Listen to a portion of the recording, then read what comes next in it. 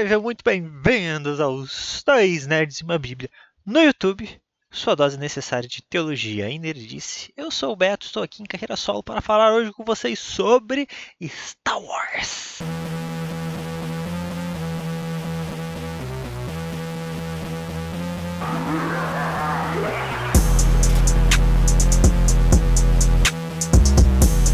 Star Wars é um universo gigantesco, a gente já falou bastante dele aqui nos Dois Nerds e uma Bíblia. Vocês já devem estar cansados de ouvir falar de Star Wars, mas vocês vão ter que aguentar um pouco mais, porque a gente gosta demais de Star Wars. E é, na verdade, muito difícil não falar daquilo que a gente gosta, que é Star Wars e também um pouquinho de Senhor dos Anéis. Mas o que eu quero falar hoje aqui é sobre os Wayseekers. Por que eu acho que é importante a gente conhecer eles? Eles têm a ver um pouco com o futuro aí de Star Wars, ou o que eu espero que tenha a ver com o futuro, porque eu queria muito ver um desenvolvimento desses personagens ainda muito misteriosos. Os Wayseekers, eles são os personagens, e aí a primeira coisa que eu preciso deixar assim, tipo, como um disclaimer, ó, fica avisado, que tudo que eu vou falar aqui foi pesquisa que fui fazendo e tudo mais. Eu não sou especialista em Star Wars, gente. Eu só sou um fã incondicional da obra. Então eu consumo os filmes, um pouco das séries, alguns livros, a gente lê uma coisinha aqui, outra coisinha ali. Então não é nada assim, nossa, porque eu sou especialista em Star Wars e... Não, com certeza deve ter algum canal no YouTube aí especialista em Star Wars que tenha mais informações do que eu. Mas decidi falar e vou falar e isso aí, bora. Então assim, quem são os Wayseekers? Os Wayseekers eles começam desde lá da Alta República, The High Republic. Star Wars hoje em dia aí no controle da Marvel, antes já era antes, mas agora no controle da Disney, ela está muito mais estruturada nas suas grandes eras. Né? Então a gente vai pegar aí o alvorecer dos Jedi, passando para a Antiga República, indo para a Alta República, ou talvez inverter, porque eu ainda não decorei isso, talvez seja Alta República depois da Antiga República, eu não sei. Aí a gente vem para a Era dos Jedi, que é onde acontecem os filmes, a Era da Velha República, e aí a gente vai ter a Era do Império, a Nova República. Então, assim, é muito interessante quando a gente olha para consumir qualquer coisa de Star Wars, a gente buscar entender em que ponto da história ele se passa. Os Wayseekers, ou até onde eu conheço deles, estão muito envolvidos com a Alta República, ok? Mas eu acho sim que há um futuro para Star Wars nele. A gente já entra nessas teorias. Wayseekers, então, eles são os buscadores do caminho. Way, caminho, seekers, buscadores. Então, Wayseekers, buscadores do caminho. E o que seria o caminho? Seria a força. Seria compreender a força. Os Wayseekers, eles são guerreiros Jedi que não são Jedi. Eles são guerreiros da força. Eles obedecem primordialmente à força. E isso é relevante, é interessante, é diferente do Jedi ou do Sith. Né? Os Jedi seriam o lado da luz e os Sith seriam o lado das trevas da força. Os Sith se dão à corrupção, à ira, ao ódio, aos desejos. E os Jedi, eles tentam buscar a paz, o equilíbrio. Eles se abstêm dos desejos da vida, eles são celibatos. Então eles têm toda uma linha, né? E eles se envolvem muito com política. Os Jedi são guardiões da paz da República. Os Wayseekers, onde que eles se enfiam em tudo isso? Eles trabalham junto com os Jedi, porque eles não são do lado negro da força. Eles não buscam essa corrupção, vou colocar nesse termo, tá? Eles então buscam a força como uma essência. Então eles vão mais para o lado da luz. Então eles trabalham muito junto com os Jedi. Mas os Jedi, eles se envolvem então na política. Se envolvem muito com a República. E os Wayseekers não. Então, eles trabalham junto com os Jedi, eles até, dependendo da situação, se submetem aos Jedi, mas eles estão fora desse controle do Conselho, fora dos Jedi. Então, se um Wayseeker entende que a força está levando ele para outro lugar, ele vai ignorar os comandos do Conselho, ele vai ignorar as ordens que ele possa receber, e ele vai seguir a força. E essa é a premissa básica de um Wayseeker, que se, por exemplo, o Conselho Jedi tomar alguma decisão que o Wayseeker entenda que não é correto para com a força, que talvez seja um jogo muito político, ou mesmo que o Conselho esteja definido, eles achem que é algo relacionado ao lado negro, eles serão contra. Eles não têm problema nenhum em ir contra o Conselho. O que, para um Jedi, é um absurdo. A gente vê muitas vezes, por exemplo, o próprio Anakin, que é alguém que peita o conselho, o Qui-Gon Jinn, que é alguém que peita o conselho, né? Eles não são bem vistos dentro do, da estrutura Jedi, né? Então, os Wayseekers, eu gosto de brincar que eles são a terceira via. A gente tem os Jedi, a gente tem os Siths, e a gente tem os Wayseekers. E aí a gente fica se perguntando, tá, mas afinal de contas, quem são, onde estão, como que eu chego, né? Talvez você tá, pô, eu achei interessante, Beto, esses Wayseekers. Onde que eu encontro mais sobre eles? E aí que tá a minha limitação em conhecer o universo expandido em todas as suas características. Eu não vou aqui tentar olhar nada que seja Legends, que seja extremamente expandido. Eu vou focar em algumas coisas canônicas. E a primeira dessas coisas é uma Wayseeker chamada Orla Janeri. Ela é uma Wayseeker lá da Alta República. Eu não sei verdadeiramente dizer se é a única Wayseeker já trabalhada. Talvez tenha nascido com ela tudo isso, mas eu sei que ela é a mais trabalhada até o momento.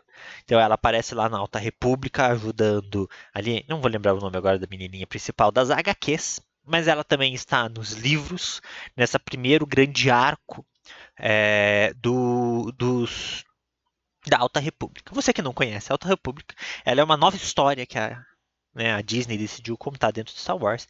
Ela passa aí 1000 anos antes do episódio 1, alguma coisa do gênero, onde a República estava em alta, ainda um pouco nova, se fortalecendo, e em busca de fortalecer a sua conexão República com a orla exterior, que sempre houve muitos problemas, eles constroem o Farol de Luz, aonde os Jedi poderiam ter uma central de operações na orla exterior, não dependendo ali do tempo Jedi em Coruscant. Não sei como se pronuncia. E então a gente acompanha uma Jedi Padawan que está virando ali cavaleira Jedi. E ela se envolve com a batalha contra os Nihils. Os Nihils, então, são os grandes vilões da Alta República até aonde eu consumi. Eles são inimigos nos livros, eles são os inimigos nas HQs. E aí a Orla, ela aparece. Ela é levada pela força a ir até um planeta onde essa Jedi está lá. E aí ela começa a participar das aventuras dela. Ela também aparece nos livros, se eu não me engano, 2 e 3 ou 3 e 4, aí da Alta República, sendo uma personagem importante nesse embate contra os Nihils. Então ela é uma personagem importante. Uma característica muito legal dela e uma característica que marca os Wayseekers é o sabre de luz branco. E isso é muito legal. Ela tem um sabre de luz branco. O que mais legal poderia ser? O sabre de luz branco é uma característica do Wayseeker. Por quê? Porque ele representa o equilíbrio. Ou seja, como que se consegue o sabre de luz? Isso é muito doido. Se pega o sabre de luz vermelho de um Sith, que está corrompido, porque o sabre de luz vermelho, ele não é naturalmente vermelho. Né? O sabre de luzes, quem não sabe, são por causa dos cristais. Eu não vou tentar pronunciar o nome do cristal, porque eu vou pronunciar errado. Então, dentro de um sabre de luz tem um cristal, e aí a cor desse cristal vai fazer a cor do sabre de luz. Então tem aí pessoas que falam que o sabre de luz verde são para Jedi que vão mais para a política, o sabre de luz azul são para os guerreiros Jedi, então o Anakin vai ter um sabre de luz azul. O Qui-Gon Jinn, ele tem um sabre de luz verde, então ele vai mais pelo estudo, pela política, pela conversa, e o Anakin, que é um guerreiro, azul. Se é isso ou não, eu não sei. Você pode deixar aí nos comentários se é isso ou não, ok? Também vi que o sabre de luz roxo é alguém que conhece, é da luz, mas conhece o lado negro. Então, Mace Windu seria alguém que teria estudado um pouco do lado negro. Tem tudo isso. Fato é, o sabre de luz vermelho, ele vem da corrupção do lado negro no cristal. Então, independente da cor que seja aquele cristal, uma vez que alguém, um Sith, começa a usar aquele cristal, aquele ódio, aquela raiva, vai corrompendo o cristal e ele fica vermelho. Se um Jedi ou alguém conectado à força pega esse sabre de luz, esse cristal, e purifica esse cristal, tira toda essa corrupção, todo esse ódio dele, o cristal fica branco. E é daí que nasce um sabre de luz branco. E isso é muito louco. né? É uma informação que algumas pessoas já estão, opa, essa informação é interessante. E eu sei que ela é muito interessante. Bem, vamos lá. Então, a Orla, ela tem um sabre de luz muito louco, que ele é duplo. Não igual ao do Darth Maul, reto, mas ele é duplo para cima, duas sabres de luz, e os dois são brancos, ou seja, pelo menos dois Siths ela matou e purificou os cristais. Mas não é uma atitude fácil purificar o cristal.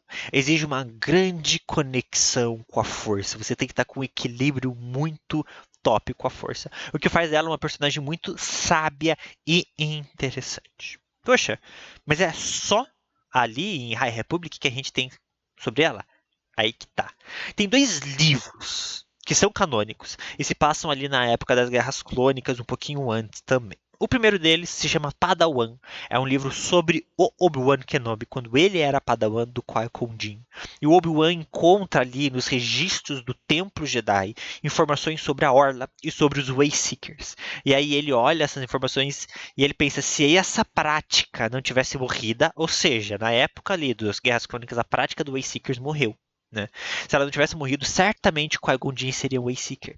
Ele buscaria o equilíbrio com a força. Ele não gostava de algumas das formas como o Conselho fazia as coisas, por isso que ele peitava muito o Conselho. E, dando uma continuidade a esse conhecimento que o Obi-Wan tem dos Wayseekers, num livro chamado Brotherhood, ou Irmandade, tem em português, se você quiser, que foca no relacionamento entre Anakin e Obi-Wan ali nas Guerras Clônicas. Também é trazido sobre os Wayseekers, sobre todo esse desenrolar, e talvez seja aqui um contato, eu não tenho certeza, pode ser que aí tenha um contato com a Ahsoka. Por que a Ahsoka é aqui que eu entro na teorização?